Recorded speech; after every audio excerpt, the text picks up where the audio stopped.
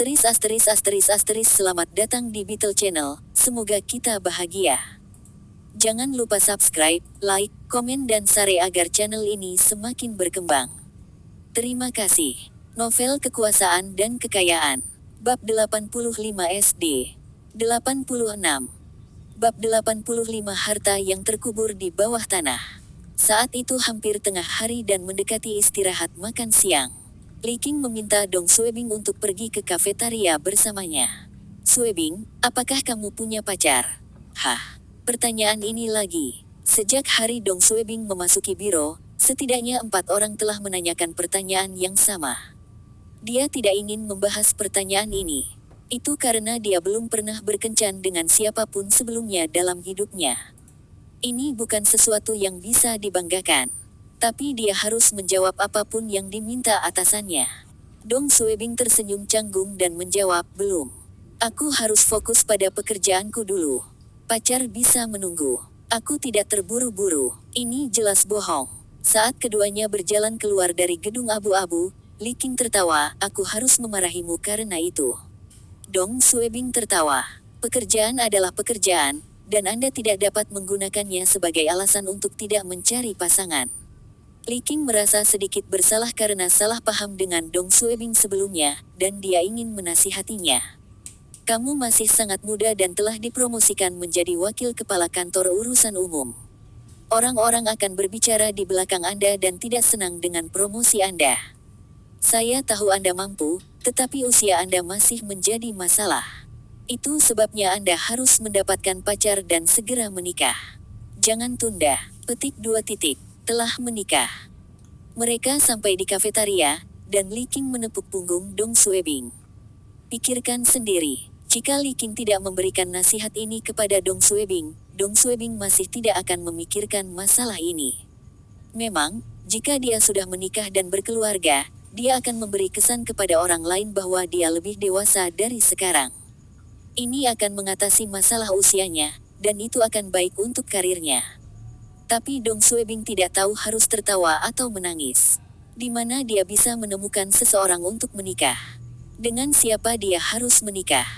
Tetapi ketika dia memikirkan calon istrinya, 2 wanita muncul di benaknya. Salah satunya adalah Ku Yun Xuan, dan yang lainnya adalah wanita yang dia gunakan kembali untuk membantunya mendapatkan kembali dia menangkap pencopet. Wanita yang mengatakan dia akan memanggilnya untuk mentraktirnya makan malam. Wanita cantik dan seksi itu. Brengsek, kenapa aku memikirkan dia? Dong Suebing menggelengkan kepalanya untuk menghilangkan bayangan wanita itu dari kepalanya. Dia tidak meneleponnya setelah sekian lama dan seharusnya melupakannya. Dia seharusnya tidak memiliki kesempatan untuk bertemu dengannya lagi di masa depan. Jadi, satu-satunya pilihan yang tersisa adalah Ku Yun Xuan. Jika dia bisa berkencan dengan Ku Yun Xuan, maka itu akan menjadi akhir yang bahagia. Menghela nafas. Tapi apa yang dipikirkan Ku Yun Xuan sekarang? Brengsek, ini bukan waktunya untuk memikirkan hal ini. Dong Suebing masih harus menabung 1 juta RMB untuk mendirikan perusahaan untuk Ku Yun Xuan terlebih dahulu. Sementara itu, dia harus memikirkan cara untuk merebut hatinya. Dengan 2 metode ini, Dong Suebing bersumpah untuk mendapatkan Ku Yun Xuan dalam waktu 2 bulan.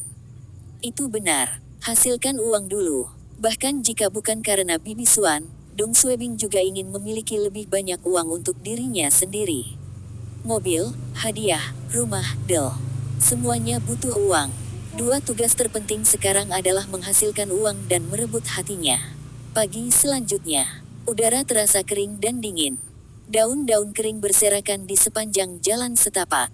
Dong Suebing, dengan jaket, turun dari bus. Dia pergi ke kantornya dulu. Sekitar pukul 10 pagi, dia keluar dari kantor Su Yan dengan setumpuk dokumen dan kamera digital. Dia pergi ke kantor Li Qing untuk melapor kepadanya dan kembali ke kantor urusan umum. Dia memberikan beberapa instruksi kepada stafnya dan kemudian berjalan keluar dari biro untuk mendapatkan taksi ke Yuanmen. Wisma kantor cabang distrik barat berlokasi di Yuanmen. Rumah-rumah tingkat rendah di sekitarnya dan beberapa bangunan harus direlokasi. Guest house yang digunakan untuk menerima laporan dari petugas intelijen, terletak tepat di tengah-tengah tempat ini. Wisma ini harus digeser. Komite partai telah membahas dan memutuskan untuk membiarkan Kepala Su bertanggung jawab atas hal ini. Sebuah proposal diperlukan, dan foto-foto lokasi saat ini dibutuhkan oleh Biro Kota. Jika Biro Kota menyetujui proposal ini, maka Biro Cabang dapat memulai pemindahan Wisma. Pekerjaan Dong Suebing hari ini adalah menulis laporan. Setelah berjalan di sepanjang sungai kota ke arah barat, Dong Suebing tiba di tujuannya. Bang, bang, bang, ding, ding, ding, dong, dong, debu beterbangan kemana-mana. Sekitar selusin pekerja konstruksi menghancurkan rumah-rumah tersebut. Dong Suebing batuk karena debu. Dia menutupi hidungnya dan berjalan ke belakang hutong. Dia melihat sekeliling dan mulai membuat catatan tentang sekitarnya. Ia pun mengeluarkan kameranya untuk mengambil beberapa gambar. Masih ada beberapa orang yang menolak untuk pindah. Ada 3 pria tua dan seorang wanita tua. Mereka sedang duduk di halaman, mengobrol. Ketika mereka melihat Dong Suebing mengambil gambar, mereka segera mengelilinginya. Anak muda, apakah Anda seorang reporter? Wanita tua itu melihat ke kamera Dong Suebing. Salah satu lelaki tua itu berkata dengan penuh semangat, "Tuan reporter, Anda harus mengekspos mereka. Mereka semua adalah hooligan. Mereka bahkan melemparkan batu bata ke rumah kami di tengah malam. Bahkan jendela dan pintu kami rusak. Mereka bahkan mengancam bahwa jika kita tetap tidak pindah, mereka akan membawa hal-hal buruk kepada kita. Ini melanggar hukum." Dong Suebing menutup buku catatannya. "Maaf Pak, saya bukan reporter." Orang tua itu bertanya dengan rasa ingin tahu, "Lalu mengapa kamu memotret?" Dong Suebing menjelaskan, "Saya seorang mahasiswa seni. Foto-foto ini untuk saya bawa kembali sebagai referensi." Pria dan wanita tua mendengar ini dan berjalan kembali dengan kecewa. Dong Suebing hanya tersenyum dan terus berjalan sambil mencatat. Karena dia tidak menulis laporan resmi, satu-satunya poin yang menyentak.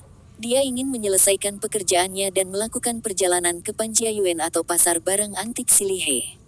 Dia ingin melihat apakah dia bisa mendapatkan keberuntungan di sana. Sekarang, total kekayaan Dong Suebing hanya sedikit lebih dari 100.000 RMB. Itu masih jauh dari target 1 juta RMB-nya. Siang hari, Dong Suebing pergi ke restoran kecil di seberangnya untuk makan siang.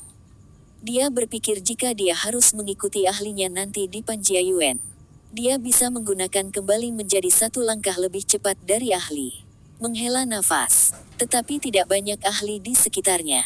Selain itu, barang-barang yang dipilih oleh para ahli mungkin juga bukan barang antik asli. Apa yang harus dia lakukan? Kenari berjudi lagi. Tapi dia tidak akan seberuntung itu setiap saat. Jika dia hanya menunggu seseorang untuk membuka buah kenari dan menggunakan beg untuk merebutnya, itu akan sia-sia. Bahkan jika dia bisa menggunakan beg 2 kali dan mendapatkan sepasang kepala singa 45 mm, dia hanya bisa menjualnya dengan harga beberapa ribu RMB. Berapa lama dia akan mencapai 1 juta? Juga, seharusnya tidak ada banyak buah kenari musim ini. Bahkan jika dia ingin berjudi, dia harus menunggu sampai tahun depan. Dong Suebing sakit kepala. Bahkan dengan kekuatan kembali, itu juga sulit untuk menghasilkan uang. Dong Suebing kembali ke perumahan dan melihat bangunan yang setengah hancur. Dong Suebing sedang memikirkan cara menghasilkan uang dan memotret pada saat yang bersamaan. Kemana dia harus pergi untuk menghasilkan uang? Dia tidak berharap menemukan vas porselen dinasti Yuan atau pembakar Suande. Dia hanya menginginkan sesuatu yang akan membuatnya mendapatkan 100.000 RMB. Menghela nafas, di mana aku bisa menemukan harta karun? Tepat ketika Dong Suebing masih melamun, dia mendengar seseorang meneriakinya dari belakang. Hei, apa yang kamu lakukan?" Dong Suebing berbalik dan melihat seorang pria paruh baya. Dong Suebing mengambil foto dan mengerutkan kening, "Ada apa? Bagaimana menurut Anda? Berhentilah memotret. Aku sedang mengambil fotoku, apakah aku mengganggumu?" Ada beberapa pekerja yang membawa batu bata di belakang pria paruh baya itu. Dari sikapnya, ia harus menjadi pengawas para pekerja. Pria paruh baya itu melangkah maju dan mencoba merebut kamera Dong Suebing. "Ini adalah tempat kerja kami. Sudahkah Anda meminta izin kami?" Pria itu mengira Dong Suebing adalah seorang reporter. Dia telah menerima perintah dari atasannya untuk tidak membiarkan wartawan melaporkan di tempat kerja mereka dan memiliki berita negatif. Inilah mengapa pria ini begitu ngotot. Dong Suebing mengelak dan bertanya dengan wajah panjang. Tanah ini milik negara. Sejak kapan tempat ini milikmu? Pria itu menatap Dong Suebing dengan marah. Diam. Beri aku kamera itu. Saya harus menjelaskan kepada Anda terlebih dahulu. Saya bukan reporter. Saya mengambil gambar untuk saya gambar. Dong Suebing berdebat dan dengan cepat menyimpan kamera. Dia menatapnya di matanya. Kenapa kamu mencoba merebut barang-barangku tanpa bertanya terlebih dahulu? Apakah Anda seorang pencuri? Saya tidak bisa diganggu dengan Anda. Di mana orang yang bertanggung jawab? Minta orang yang bertanggung jawab untuk keluar. Dong Suebing terbiasa memerintah orang sekitar 2 hari ini dan tidak punya masalah mengucapkan semua kata itu. Pria paruh baya itu tertawa. Oh, Anda pasti bisa bicara besar. Anda ingin menemukan pemimpinnya. Saya adalah pemimpin di sini. Dia berkata dan bergerak maju untuk mencoba merebut tas Dong Suebing. Beri aku kamera. Hentikan. Pada saat ini, beberapa pekerja yang sedang bekerja di samping tembok yang runtuh dan batu bata tiba-tiba berteriak. Salah satu dari mereka melemparkan sekopnya dan berlutut di lantai untuk menggali tanah dengan tangannya. Dia menggali penutup kotak kayu yang sudah usang. Pengawas paruh baya bertanya, ada apa? Seorang pekerja dengan aksen timur laut berteriak, ini sebuah kotak. Baru saja, saya menggali sepotong ubin, dan itu terkubur di bawahnya. Saya pikir ada harta karun di dalamnya. Pengawas itu terkejut. Harta karun. Dong Suebing juga tercengang. Dia meregangkan lehernya untuk mencoba melihat apa harta itu. Tapi dia tidak bisa melihatnya dengan jelas. Pekerja beraksen timur laut lainnya, yang berlutut di sana berkata, ada peti logam besar di dalam kotak. Saya tidak yakin apa isinya. Kotak, dada logam. Pria paruh baya itu bersinar. Dia telah berada di garis ini selama bertahun-tahun, dan dia tahu bahwa terkadang orang akan menemukan harta karun yang terkubur di bawah tanah. Ini tidak biasa di industri. Tahun lalu, ketika dia berada di lokasi kerja di Jalan Changchun, dia menemukan 2 liontin batu giok terkubur di bawah sebuah rumah. Dia menjual liontin untuk sejumlah besar uang. Pria paruh baya itu sangat gembira. Hahaha, ini hari keberuntunganku hari ini. Dia berbalik dan menatap Dong Suebing. Dia tidak lagi tertarik untuk mendapatkan kamera Dong Suebing. Dia mendorong Dong Suebing, oke. Cepat dan tersesat. Anda ingin mengusir saya sekarang. Harapan gemuk. Setelah Dong Suebing melihat kotak kayu itu, matanya juga menjadi cerah. Kembali. Bab 86 Aku tidak akan pergi. Waktu kembali ke 1 menit yang lalu. Diam. Beri aku kamera itu. Pengawas bergegas ke depan untuk mengambil kamera. Ketika Dong Suebing tidak menggunakan beg di siang hari, dia akan berlatih menggunakannya sebelum dia tidur. Setelah berlatih hampir 100 kali, dia sekarang terbiasa dengan ketidaknyamanan perubahan adegan. Hanya butuh sekejap mata bagi Dong Suebing untuk pulih. Dia memandang supervisor dengan dingin dan menghindar. Dia langsung berteriak kepada beberapa pekerja yang sedang menggali ubin lantai di belakang supervisor. Berhenti menggali. Berhenti. Hentikan apapun yang kamu lakukan. Saat Dong Suebing berteriak kepada mereka, dia memikirkan sebuah rencana. Kotak itu terkubur di bawah ubin, dan tidak ada alasan kotak itu tidak berisi harta karun. Ini adalah kesempatan langka. Tapi bagaimana saya bisa mendapatkan kotak itu? Orang-orang ini akan menemukan kotak itu. Dong Suebing harus memikirkan cara. Beberapa pekerja berhenti dan menatap Dong Suebing. Kamu pikir kamu siapa untuk meminta mereka berhenti? Pengawas itu berbalik dan berteriak, lanjutkan pekerjaanmu.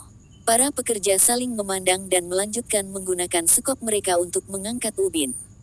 Ubin batu abu-abu itu akan segera diangkat.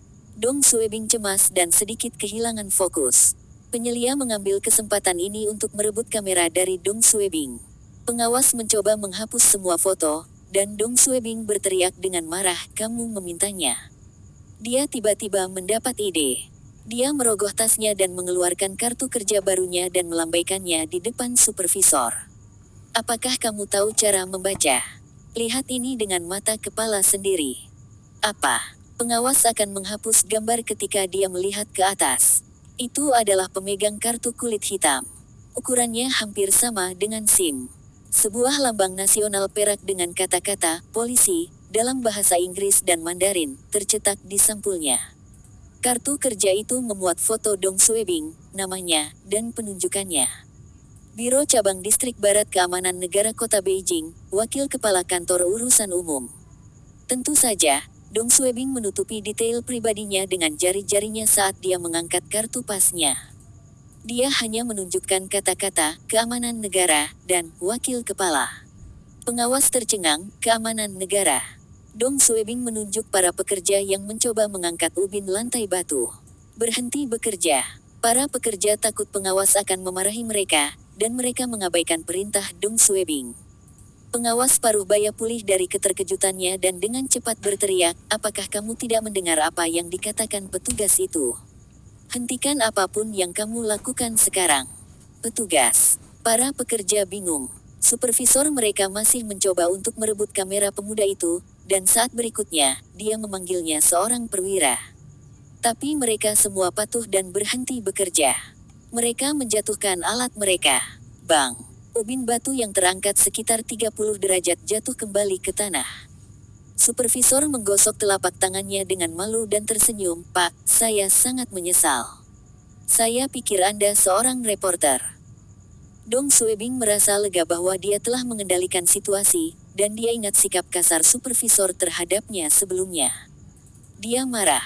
Dia tidak peduli jika penyelia itu lebih dari 20 tahun lebih tua darinya dan mulai memarahinya, "Reporter. Tidak bisakah kamu menggunakan otakmu? Jika saya seorang reporter, apakah saya akan memotret di depan Anda? Juga, apa yang salah dengan wartawan? Anda diizinkan untuk mengambil barang-barang pribadi reporter. Kita hidup dalam masyarakat yang taat hukum. Apakah Anda tahu apa yang telah Anda lakukan bertentangan dengan hukum? Kamu pikir kamu siapa?" Supervisor itu menjawab dengan wajah cemberut, "Tidak, tidak. Ini salah paham." Dong Suebing terus memarahi untuk sementara waktu. Kamera. Ini. Aku sangat menyesal. Pengawas dengan cepat mengembalikan kamera digital ke Dong Suebing. Dia tahu keamanan negara memiliki otoritas paling besar. Dia tidak mampu menyinggung siapapun dari agensi ini, terutama para pemimpin di sana. Dia bahkan tidak mencoba untuk membalas atau berdebat. Dia hanya berharap Dong Suebing akan meninggalkan tempat ini. Dia tidak ingin diundang ke biro untuk teh. Tapi Dong Suebing tidak berniat pergi. Dong Suebing membersihkan debu di pakaiannya dan berjalan ke arah para pekerja. "Istirahat dulu. Saya punya beberapa pertanyaan untuk Anda semua." Supervisor yang mengikuti di belakang menatap para pekerja, jawab pertanyaan petugas ini dengan jujur.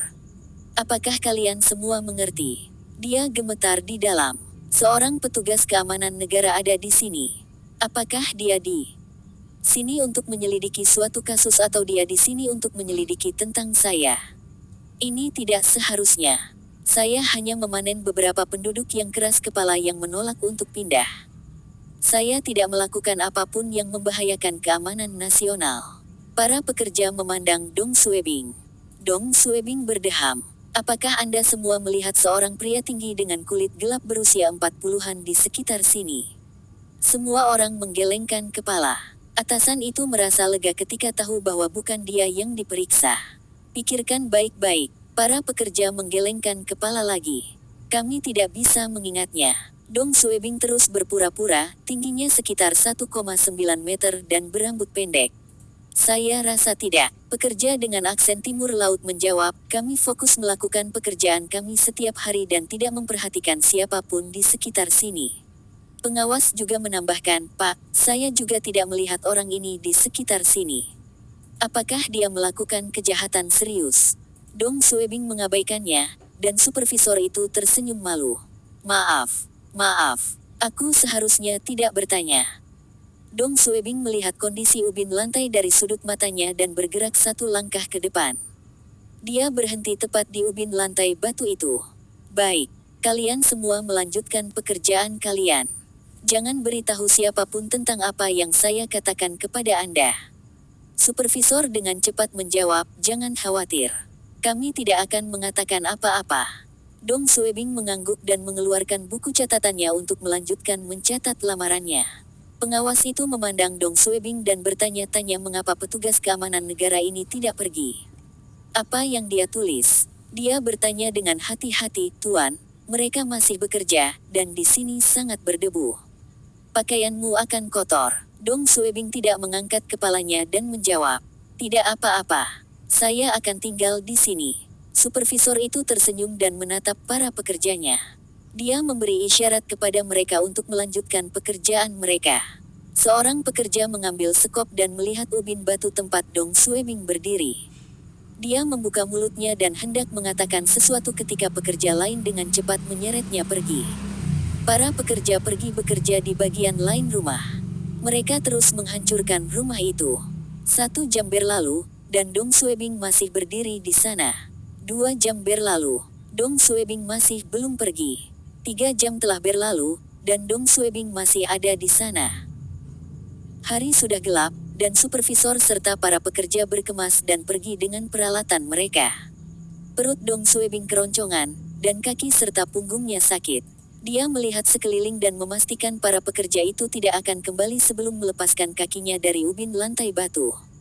Dia dengan cepat berlari ke toilet sebelum makan malam di restoran terdekat. Kesempatan untuk menjadi kaya ada di sini. Bersambung, terima kasih telah menyaksikan dan mendukung channel ini.